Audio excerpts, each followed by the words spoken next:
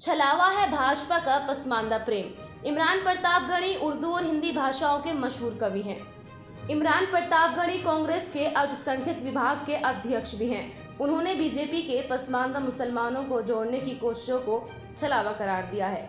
उन्होंने कहा है, अगर बीजेपी को पसमानदा मुसलमानों से इतना ही प्यार है तो उन्हें लोकसभा और विधानसभा चुनाव में टिकट और आरक्षण दे। इमरान प्रतापगढ़ी ने इस मुद्दे पर हमारे संवाददाता यूसुफ अंसारी से मुलाकात के दौरान और क्या कहा, आइए जानते हैं हम इस स्पेशल रिपोर्ट में। इमरान भाई, बीजेपी ने पसमानदा का मुद्दा उठाया हुआ है पिछले साल जुलाई के महीने से, और बीजेपी का यह दावा है कि स्वार में जो जीत हुई है बाई इलेक्शन में, वो पसमानदा मुसलमानों ने बीजेपी को वोट दिया है, इसीलिए पठानों के गढ़ में एक अंसारी जीता है। तो कांग्रेस इस बीजेपी के पसमानदा प्रेम को कितना बड़ा चैलेंज अपने लिए मानती है? पसमानदा से ज्यादा जो प्रधानमंत्री जी का नारा रहा है, सबका साथ, सबका विकास, सबका विश्वास, आप उसी नारे से शुरू करिए ना। राज्यसभा में 3 सांसद हुआ करते थे, एमजे अकबर साहब, सैयद जफर इस्लाम साहब और मुख्तार अब्बास नकवी। तीनों आज कहाँ हैं, किसी को कुछ पता है? देश की लोकसभा के इलेक्शन में एक भी टिकट किसी मुसलमान को नहीं, पसमानदा को मुसलमान को ही दे दिया होता टिकट। उत्तर प्रदेश की विधानसभा में एक भी टिकट मुसलमान को नहीं, किसी पसमानदा को ही टिकट दे दिया होता। कर्नाटक में एक भी टिकट किसी मुसलमान को नहीं, किसी पसमानदा मुसलमान को ही दे दिया होता। भारतीय जनता पार्टी का पसमानदा मुसलमानों को जोड़ने का जो नारा है वो उसी तरह झूठा और छलावेदार है जिस तरह से सबका साथ और सबका विकास का नारा। सबसे ज्यादा प्रताड़ित अगर बुनकर समाज है इस वक्त, तो 30% कैपिटल सब्सिडी यूपीए देती थी। एनडीए की सरकार भी, भाजपा की सरकार भी 30% कैपिटल सब्सिडी देना, 10% घटा के क्यों कर दिया? और वो 10% भी मिलने को नहीं।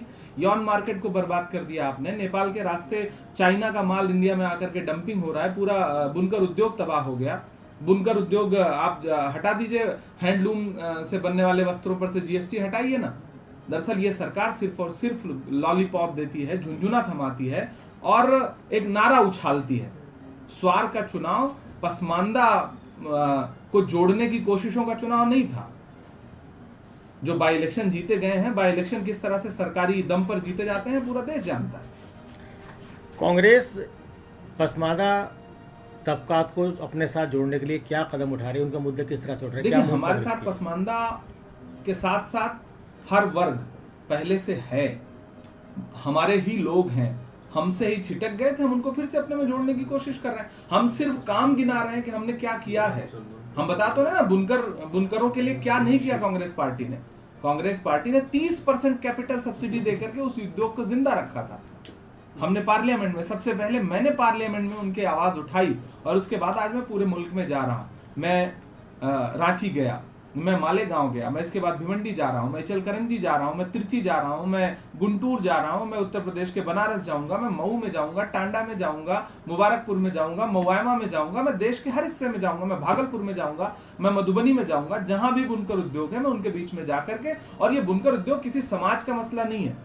ये पूरा एक ऐसा गरीब तबका है जो अपनी रोजी रोटी बिना सरकारी भरोसे के अच्छे से कमा खा लेता है। कृषि के बाद सबसे ज्यादा रोजगार देता है ये उद्योग। उस उद्योग को बचाने के लिए सरकार ने कुछ नहीं किया। पूरी जो टेक्सटाइल इंडस्ट्री है उसमें 60% जो है वो इस बुनकर उद्योग का रोल है, लेकिन उसके लिए सरकार के पास बात करने तक का समय नहीं है।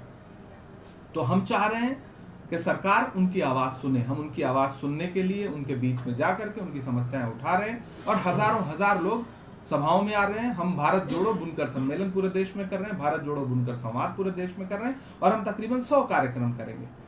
अब अगर भाजपा सच में जोड़ना चाहती है बुनकरों को, पसमानदा को, तो सबसे पहले कैपिटल सब्सिडी बढ़ा दे, 30% कर दे। पसमानदा मुसलमान, खासकर जो मुसलमानों में और ईसाइयों में जो दलित तबका है, जो दलितों से कन्वर्ट हुआ किसी ज़माने में, उनको एक प्रेसिडेंशियल ऑर्डर के ज़रिए आरक्षण के दायरे से बाहर रखा गया है। 10 साल कांग्रेस की सरकार रही, सुप्रीम कोर्ट में कांग्रेस ने हलफनामा तक दाखिल नहीं किया। तो क्या इस मसले पर कांग्रेस के रुख में कोई बदलाव है? क्योंकि बीजेपी सबसे महत्वपूर्ण बात यह है कि हमसे कुछ गलतियां हुई, लोग हमसे दूर हुए। पिछले 9 साल से भाजपा की सरकार है, भाजपा ला देना उनको उस दायरे में ले आए। भाजपा के गृह मंत्री ने, देश के गृह मंत्री ने कर्नाटक में किस तरह खड़े होकर के 4% रिजर्वेशन को लेकर के बातें की। तेलंगाना के गृह मंत्री के बयान उठा के देख लीजिए। तो हमारा तो रुख क्लियर है।